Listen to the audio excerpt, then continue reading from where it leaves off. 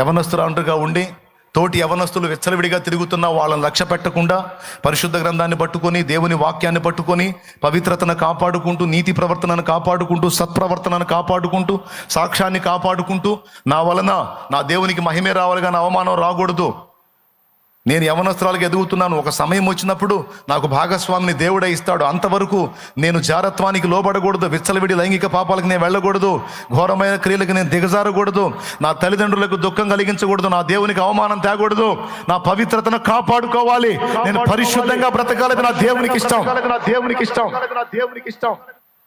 నేను అలాగే జీవిస్తాను అని తీర్మానించుకున్న నీతిమంతురాళ్ళు దేవునికి తెలుసు.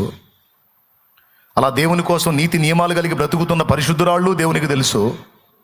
పాపాన్ని అసహించుకొని పవిత్రతను ప్రేమించి క్షణకాలపు ఆనందం కాదు, నా దేవుడిచ్చే శాశ్వత దీవెన నాకు, నా ఇంటి వారికి, నా కుటుంబం అంతటికి కలుగునట్లు నేను నా దేవుని ఎదుట నీతి ప్రవర్తన కలిగి ఉంటాను అన్న నీతిమంతురాళ్ళు తెలుసు. అల్పమైన వాటికి ప్రలోభించి క్షణికమైన వాటికి లోబడి తమను తాము అప్పగించుకునే హేయమైనటువంటి మనస్తత్వం కలిగిన వ్యక్తులు తెలుసు. ఇందులో మీరు ఏ జాబితాకి చెందినవారో ఒక్కసారి మిమ్మల్ని మీరే పరీక్షించుకోండి. పురుషులు, స్త్రీలు అందరూ, నాతో సహా అందరం పరిశీలించుకోవాలి. మన బుద్ధులు ఎలాగున్నావో మనం పరిశీలించుకోవాలి. దేవుని దగ్గరకు వచ్చాం, నమ్మాం, రక్షణ పొందాం, వెంబడిస్తున్నామంటే కాదండి. మన ప్రవర్తన అంతటిని కూడా ఆయన వడగడతాడు. తెలుసా మీకు?